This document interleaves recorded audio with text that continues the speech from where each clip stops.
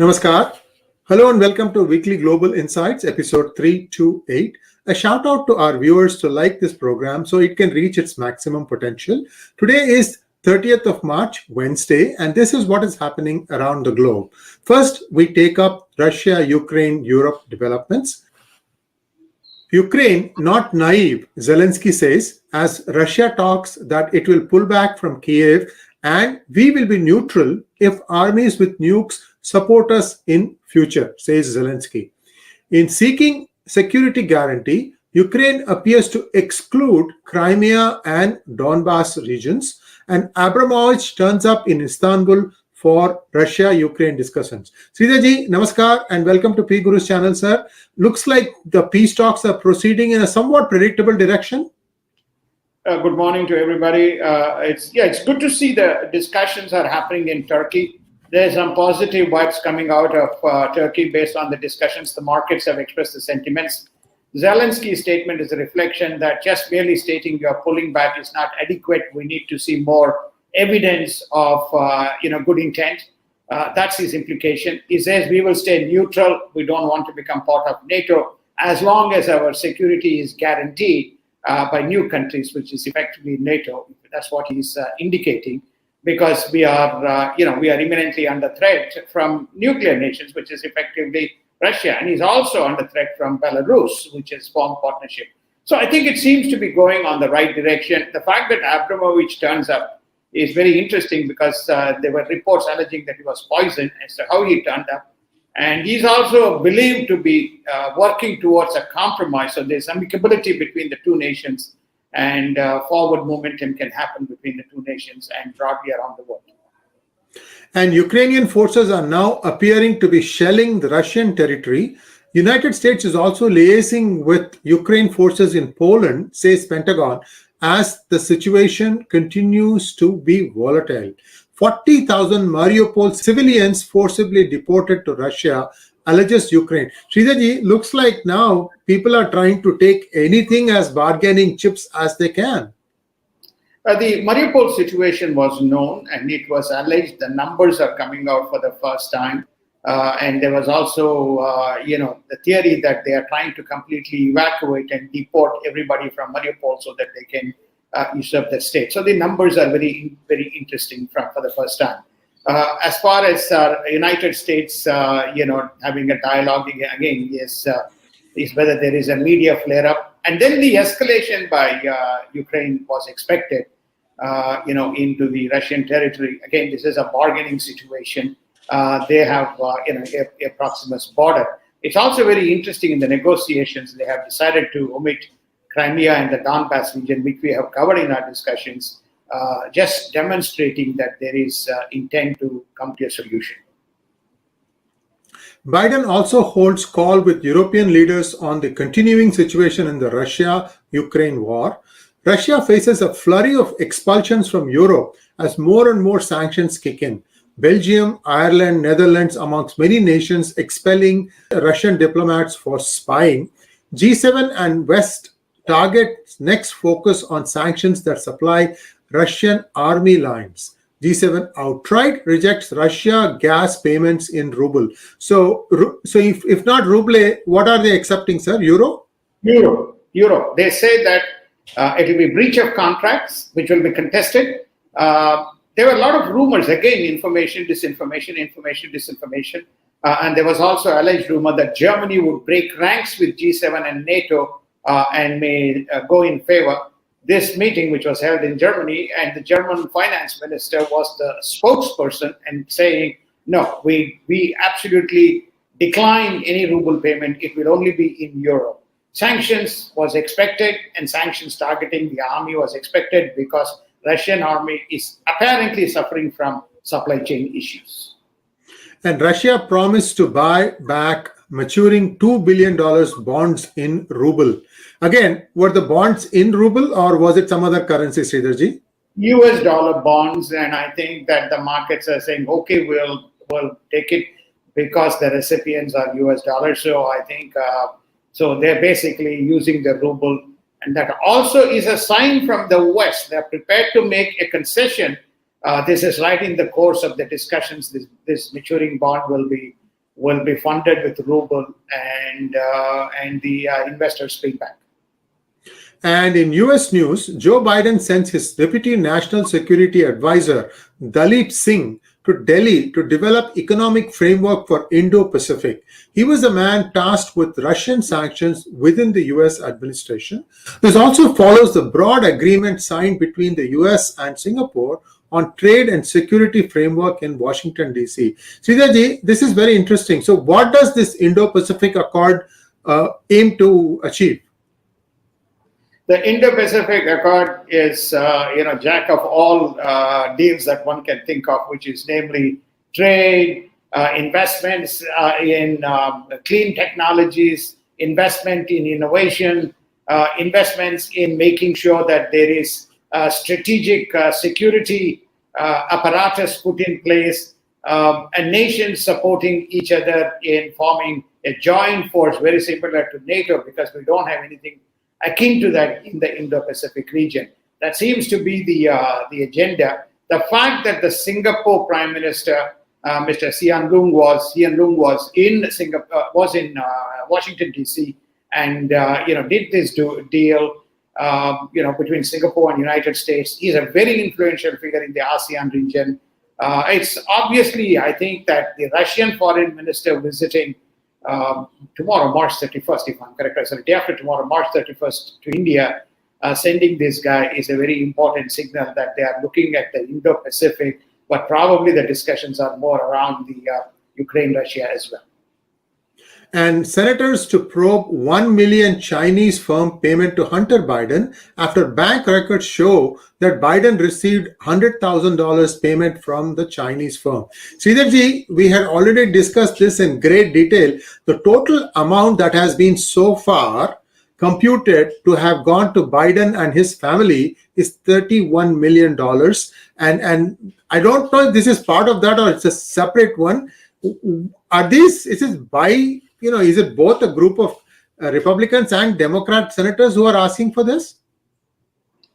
This is predominantly led by the Republican senators, two senators.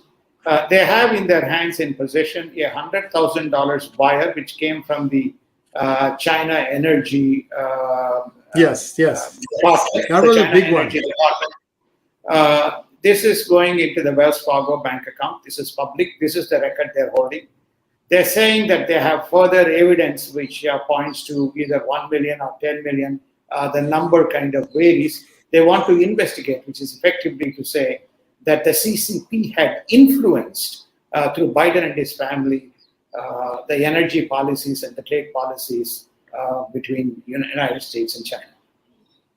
And majority of Americans support sanctions on China if it supports Russia in aid. That's very interesting. So we'll have to wait and see what plays out. In India news, India will receive a number of foreign dignitaries besides Russia and the US. Mexico's FM will be in India to discuss pharma and space as areas of potential cooperation. And will India be asked to commit funding to Indo-Pacific to add to the 1.8 billion Biden has committed, and he has committed a further additional 400 million. So I think that number is 2.2 billion, Sridharji? Number is 2.2 billion. 400 million is part of the defense. 1.8 million is part of the broader budget that is allocated to the overseas countries, very specifically focused around Indo-Pacific. If you look at the word Quad has disappeared, it's become Indo-Pacific, right? How progressively Quad has disappeared. If you look at broadly the agenda of the Quad, you will see that it aligns with the Indo-Pacific, which is namely pharma, COVID-19 vaccines, 5G technology, 6G technology, innovation, clean energy, space, defense, all these areas. So it has become trade and security and energy has become an integral kind of a footprint. And so this guy is going probably to not only discuss Russia, Ukraine, but also to discuss whether India will put in the money to be a partner.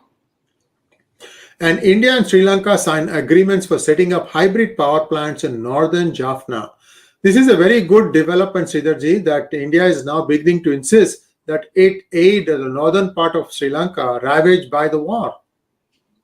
I think India is taking a much more proactive and active stand. This is the right approach in making sure that the economic impact of investments reaches the people, so then there is a positive disposition that develops between the two nations, rather than historical treaties which leaves people outside, often resulting in pandemonium and distrust. And India and UAE to operationalize trade agreement by May 1st with a target goal of $250 billion by 2030. UAE is becoming very quickly one of the major partners. Sridharji, what is it that UAE will be bringing in? That's like FDI, foreign direct investments?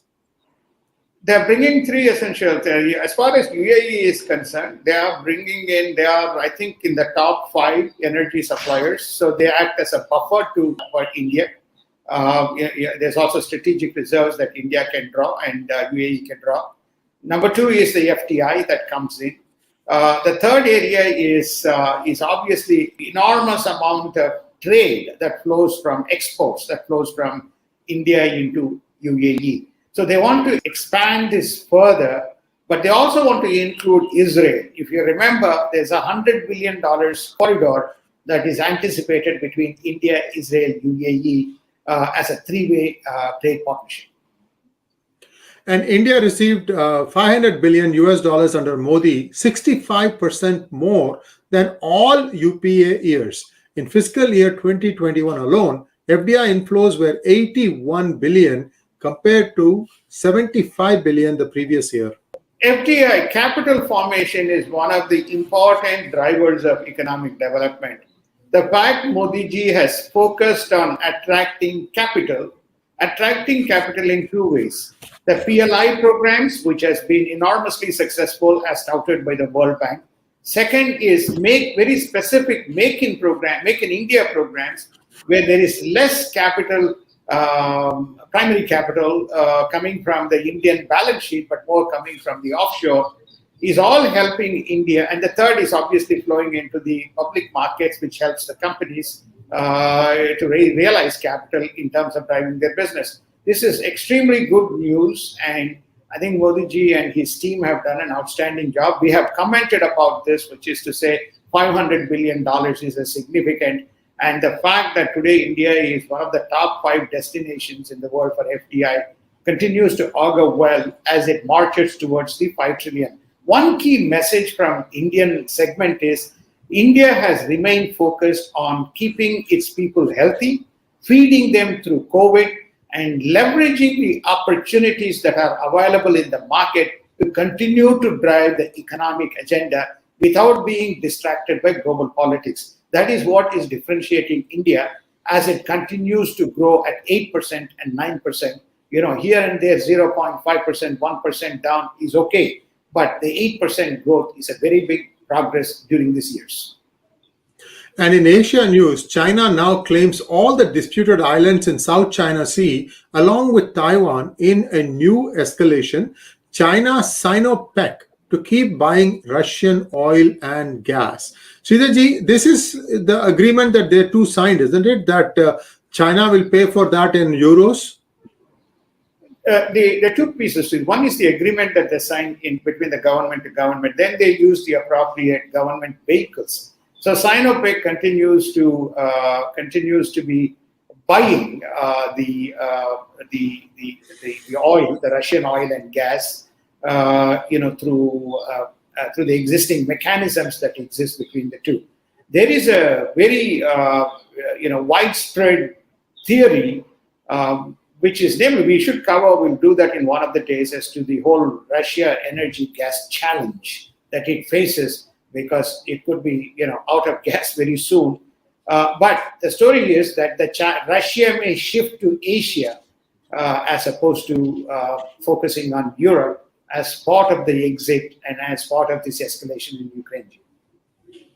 Will Asia emerge as the next largest market for Russian oil and gas with two major importers, China and India in the region? We'll have to wait and see. I think you touched upon this, Sridharji. Now let's take a look at markets. Markets edge lower after fourth day of gains with positive developments in Russia-Ukraine talks on Tuesday.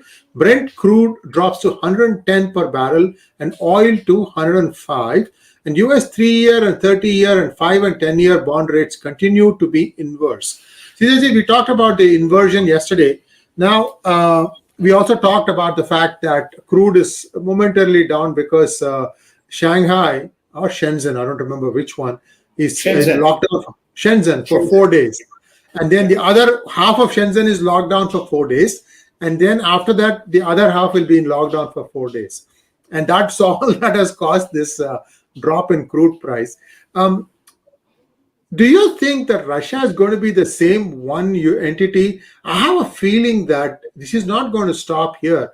Once the ceasefire is done, I think US might want to just break up Russia into more than one part. This is just my gut feeling, sir. So I think you are, in my humble view, you're overestimating the capacity of the present United States administration in its ability to do anything. We can't even tie our own shoelaces with the problems that we face in the border. I think there is knee-jerk reactions that are going on currently as a policy response from the United States. I think Russia, Ukraine, and smaller nations will unite and buy peace. And in the process, I think you will see some win-win situation for Russia. United States is only, peddling lots of things that we hear and in the media side. Europe has no interest in war. Europe has been ravaged by COVID and post-World War II. They're all trying to recover. Then the integration of the Eastern Europe into mainland Western Europe. And they're saying, if you're giving me gas and oil to heat our homes, then we are good. 72% of the energy for Europe comes from outside. They're completely energy dependent from outside. So I just don't think that anybody cares for Russia being separated. It's a $1.6 trillion economy. In the overall scheme of things, if you take that gas and oil out, there's nothing much left. That's all for today, folks. We'll be back again on Friday to talk about the global insights. Sridharji, thank you for joining, and we'll be back again. Share, like, and subscribe to our channel, and also click on the bell button for notifications. Namaskar. Namaskar. Thank you so much. Have a wonderful day.